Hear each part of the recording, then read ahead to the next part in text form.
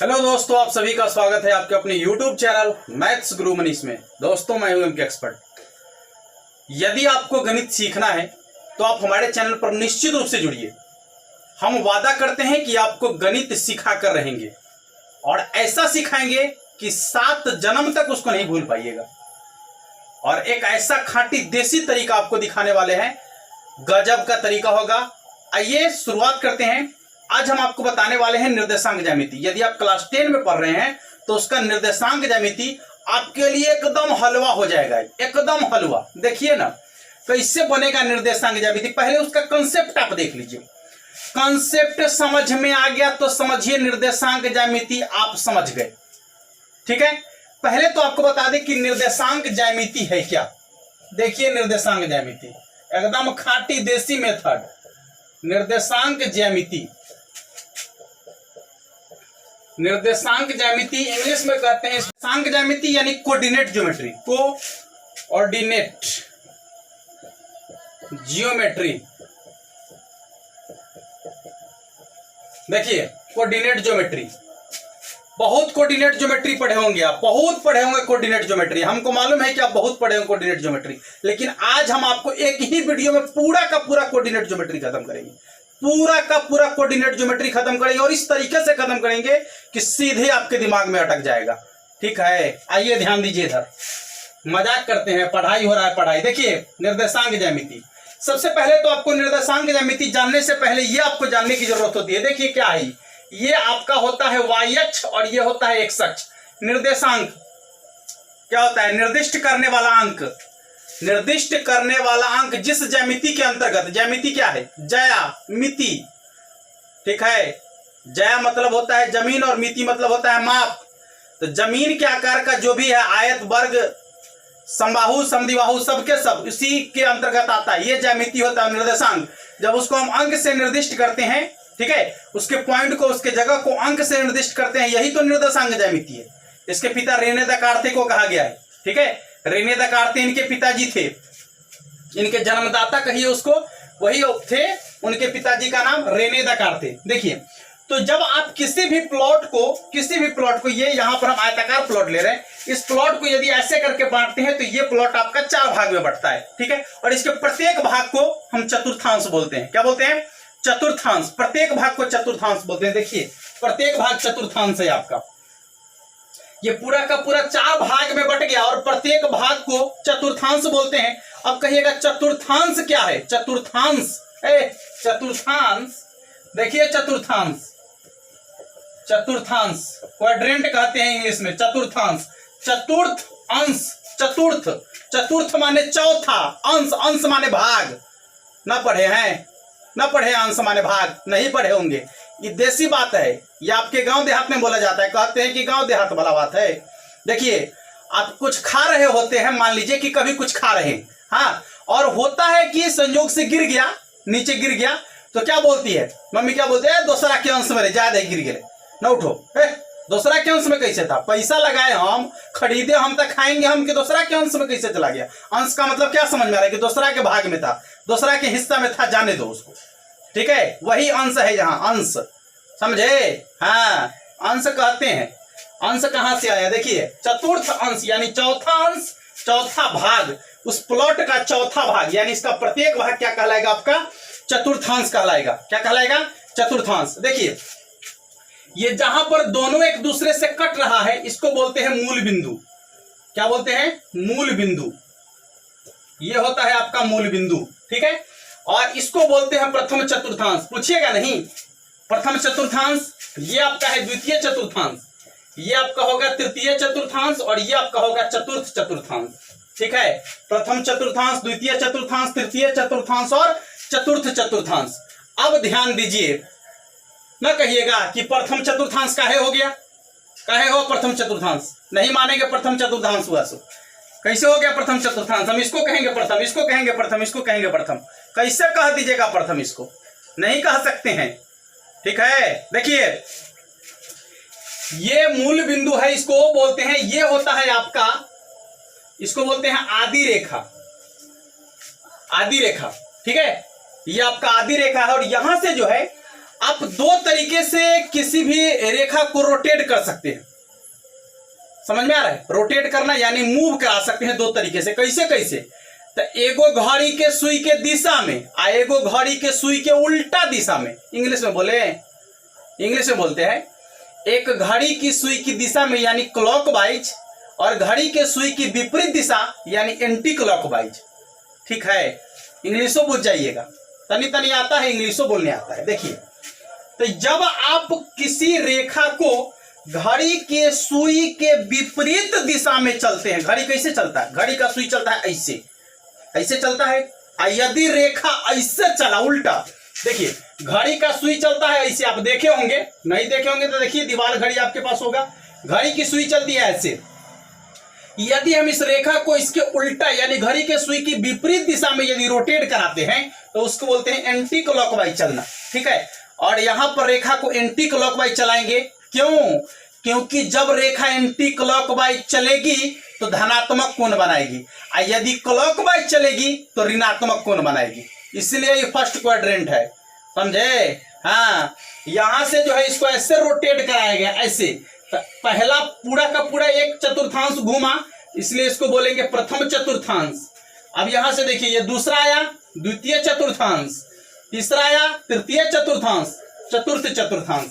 समझे कि नहीं समझे? बहुत बातें इस पर करने में, त्रिकोणमिति में भी बहुत बातें आपको बताएंगे इसमें हम। ठीक है, इसका वीडियो भी डाले हुए हैं, आप जाके वहां देखिए त्रिकोणमिति के बारे में, एकदम खतरनाक कंसेप्ट डाले हैं वहां पर। बस निर्देशांक ज्यामिति में ज्यादा नहीं, आपको यहीं से थोड़ा सा इधर उधर करके आपको समझाएंगे। देखिएगा, ये आपका हो गया प्रथम, द्वितीय, तृतीय और चतुर्थांश, ये चतुर्थ चतुर्थांश। अब समझिएगा, अब संख्या रेखा पढ़े होंगे, पढ़े हैं संख्या रेखा? नहीं पढ़े हैं तो कोई बात नहीं है, अभी पढ़ लीजिए ना, कोई बात नहीं, सब हो जाएगा। देखिए ना, संख्या रेखा जब देखिएगा तो उसमें क्या होता है कि बीच में एक पॉइंट होता है जीरो, उसके इधर जो होता है बाएं तरफ माइनस वाला होता है, माइनस वाला संख्या लिखते हैं, और इधर जो है आप प्लस वाला संख्या लिखते हैं, प्लस वाला। माइनस वाली प्लस वाला अलग अलग तरीके कहिए, कि अलग अलग कहिएगा तब समझ में आएगा। ये आपका माइनस वाली है और ये प्लस वाला है, बुझ रहे हैं ना? माइनस वाली और प्लस वाला, बुझते रहिए ठीक से। अब देखिए, तो जब हम इसी को एंटी क्लॉकवाइज रोटेट कराए, गौर कीजिएगा, इन्ना घुमा दिए एंटी क्लॉकवाइज, तो ये प्लस ऊपर गया माइनस नीचे आया, तो ये आपका हो जाएगा प्लस वाला ऊपर में, और नीचे हो जाएगा आपका माइनस वाली, यानी नीचे माइनस वाली संख्या, ऊपर प्लस वाला संख्या। ठीक है, इन समझ में आ रहा है ठीक से? एक एक कंसेप्ट आपको समझ में आएगा, रात में भी सपनाइएगा ये चीज। हाँ, देखिए, तो जब ये आपका हो गया, इसको बोलते हैं वाई अक्ष, वाई अक्ष। ठीक है, वाई अक्ष बोलते हैं, या फिर इसको आप भुज भी कह सकते हैं, भुज भी कह सकते हैं। ठीक है, वाई अक्ष या फिर भुज कह सकते हैं। इसको बोलते हैं एक्स अक्ष, एक्स अक्ष, या आपका एक्स अक्ष है, या फिर इसको कोटि कहते हैं, सॉरी उल्टा हो गया। एक्स अक्ष को भुज कहते हैं, वाई अक्ष को कोटि कहते हैं, इसको कोटि कहते हैं और इसको भुज कहते हैं। ठीक है, एक्स अक्ष को भुज कहते हैं और वाई अक्ष को कोटि कहते हैं। बातें समझ में आ रही है यहां तक? एक बात बताइए आप कि प्रथम चतुर्थांश में जो अंक होगा, प्रथम चतुर्थांश में उसका चिन्ह क्या क्या होगा?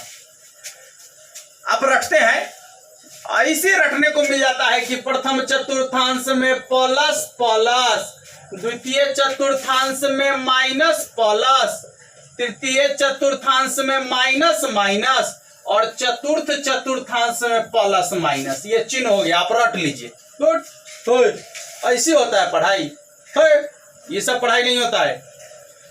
क्यों हुआ प्रथम चतुर्थांश में प्लस प्लस? काहे हो गया प्रथम चतुर्थांश में प्लस प्लस? प्लस माइनस क्यों नहीं हुआ है? काहे हो गया प्लस प्लस? द्वितीय चतुर्थांश में माइनस प्लस क्यों हो गया? तृतीय चतुर्थांश में माइनस से माइनस काहे आ गया है? चतुर्थ चतुर्थांश में जो है आपका प्लस माइनस क्यों हुआ? क्वेश्चन ऐसे होना चाहिए, ऐसे दिमाग में ठक ठक जाएगा, ठक ठक। हाँ, देखिए, तो प्रथम चतुर्थांश में प्लस प्लस इसलिए हुआ, समझिएगा, कि प्रथम चतुर्थांश का जो एरिया आप देख रहे हैं, ये एक्स अक्ष के साथ और वाई अक्ष के साथ जुड़ा हुआ है, तो एक्स अक्ष भी प्लस में है और वाई अक्ष भी प्लस में है। ठीक है, तो जब हम निर्देशांक लिखते हैं तो पहले एक्स अक्ष को लिखते हैं, बाद में वाई अक्ष को लिखते हैं। ठीक है, तो एक्स अक्ष भी प्लस में और वाई अक्ष भी प्लस में, इसलिए दोनों आएगा प्लस में। ठीक है, दोनों आएगा प्लस में। आइए अब द्वितीय चतुर्थांश में जब बात करेंगे तो यहां देखिए एक्स अक्ष माइनस में है आपका, वाई अक्ष क्या है प्लस में, इसलिए होगा एगो माइनस और एगो प्लस। ठीक, तृतीय चतुर्थांश में देखिए, तृतीय चतुर्थांश में आपका देखिए ये एक्स अक्ष भी माइनस में और वाई अक्ष भी माइनस में, ये दोनों से घिरा हुआ है यही, इसलिए हो जाएगा आपका दोनों माइनस माइनस। और चतुर्थ चतुर्थांश में देखिएगा तो एक्स अक्ष प्लस में और वाई अक्ष माइनस में, इसलिए आपका होगा प्लस माइनस। दिक्कत है? नहीं होना चाहिए, होगा भी नहीं। कैसे होगा? एक एक बात क्लियर हो रहा है, कैसे दिक्कत हो जाएगा? हो ही नहीं सकता है। चलिए अब जो है एक्स अक्ष के नियामक की बात कर लेते हैं। निर्देशांक, निर्दिष्ट करने वाला अंक, एक्स अक्ष को निर्दिष्ट करने वाला अंक कौन है, दिखाने वाला अंक कौन हो सकता है? आए कौन होगा? आइए ना समझिए। अब सोचिए कि एक्स अक्ष पर हमको चलना है, इस पर आए एक्स अक्ष पर चलना है। आप मान लीजिए कि यहां पर खड़ा है, ठीक है, यहां पर खड़ा है, आपको कोई कह रहा है कि यार 2 डेंग बढ़ा आगे हो, तो 2 डेंग आगे बढ़ने का मतलब 1 डेंग को 1 मानिए, 2 डेंग 1 2, ठीक है। तो मान लीजिए कि 1 में आप यहां चले या 2 में यहां आ गए, तो x का मान कितना आ गया? यहां से यहां x का मान कितना है? 2 है ना, 2 है ना। y की तरफ गए y की तरफ, x से पर ना चले तो x का मान आपको चाहिए, y का मान नहीं चाहिए, समझे? x अक्ष पर चलना है तो x का मान चाहिए और y अक्ष पर चलना होगा तो y का मान चाहिए। इसलिए x अक्ष का नियामक क्या? इधर नहीं जाना है तो y अक्ष पर नहीं जाना है तो 0, x अक्ष पर जाना है तो इसका नियामक कहा जाए x अक्ष का तो x, 0। x अक्ष का नियामक होगा x, 0, माने x के जगह पर कोई मान होगा और y के जगह पर तो 0 रहेगा, क्योंकि y की तरफ तो जाना नहीं, आपको x अक्ष पर चलना है। ठीक है, चलिए अब y अक्ष का नियामक, अब आपको मालूम हो गया y अक्ष का नियामक कितना होगा। देखिए y अक्ष पर चलना है तो y का मान चाहिए, x का मान नहीं चाहिए। क्या? y अक्ष पर चलना है तो y का मान चाहिए, x का मान नहीं चाहिए। देखिए तो जब y अक्ष पर हम चलेंगे तो y अक्ष का नियामक जो होगा आपका, y अक्ष का नियामक या निर्देशांक जो कहिए, नियामक y अक्ष का कितना होगा बोलिए? 0, y, क्योंकि x अक्ष का मान उस समय 0 हो जाएगा और y अक्ष के जगह पर y का मान होगा कुछ।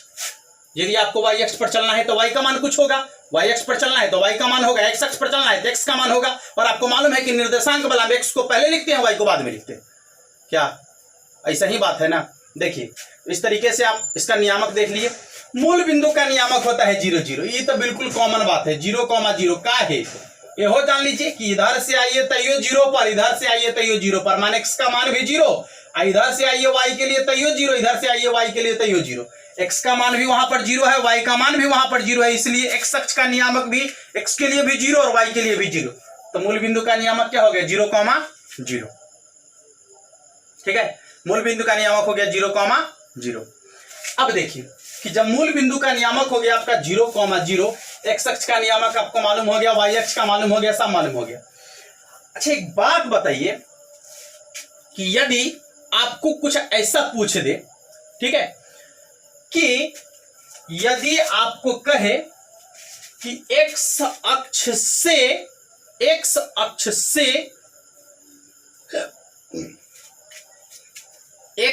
से आपको 5 कदम दूर जाना है, x अक्ष से। समझिएगा बात को ठीक से। हाँ, ये मुरट्ठा मान लेते हैं, बुझेगा कि बुर्बक है। ठीक से समझिए बात को। ये x अक्ष से आपको 5 कदम कहता है कि 5 मीटर दूर जाना है। अब आप बताइए कि x अक्ष से 5 मीटर दूर कितने आप जाइएगा, कितने जाइएगा? यदि x अक्ष है, x अक्ष से आपको 5 मीटर कहेगा तो x अक्ष यहां है, दूर जाना है तो आप या तो एक ऊपर जाइएगा या एक नीचे आइएगा। x अक्ष पर तो जाबे नहीं कीजिएगा, x अक्ष से दूर जाना है, दूर, x अक्ष से दूर जाना है तो दूर कितने जाना है?